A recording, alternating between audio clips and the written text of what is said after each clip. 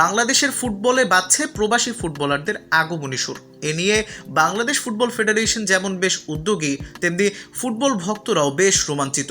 English premier লিগে খেলা হামজা দেয়ান চৌধুরীর পর আরও প্রবাসী ফুটবলার গায়ে জড়াতে চান লাল সবুজ জার্সি। সেই পথেই হাঁটছেন কানাডিয়ান প্রবাসী ফুটবলার সামিত সোম।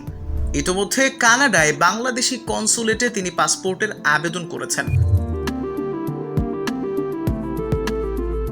বাংলাদেশের হয়ে খেলার নেপথ্য কারণ জানিয়ে সামিত বলেন, কিছু জিনিস দেখেছি যে বাংলাদেশের খেলা আগের চেয়ে অনেক উন্নত হয়েছে।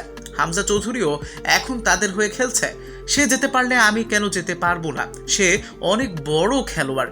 এছাড়া বাংলাদেশ দলে থাকা ফুটবলার তারিক কাজী, জামাল ভুইয়া, কাজিম শাহ, সায়েদ ওদেরকে আগে থেকে জানি। সে কারণে আমারও খেলার আগ্রহ ছিল। সবসময় অপেক্ষা করছিলাম, ভেবেছি যে ঠিক সময়ে খেলবো।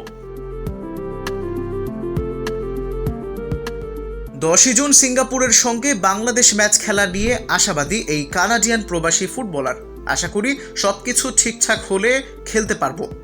এর আগে বাংলাদেশে এলেও এবার তার পরিচয় এবং আগমনটা অন্যরকম ও উত্তেজনাপূর্ণ হবে বলে মনে করেন সামিত সোম। এছাড়া সামাজিক মাধ্যমে ইতোমধ্যে এই ফুটবলারকে নিয়ে রোমাঞ্চিত দেশের ফুটবল ভক্তরা। এ প্রসঙ্গে সামিত বলেন, খুব বেশি প্রতিক্রিয়া পাচ্ছি, আমি খুশি। যারা বার্তা ও শুভেচ্ছা জানাচ্ছেন তাদের কৃতজ্ঞতা জানিয়ে মাঠে ভালো করার লক্ষ্য সামিতের।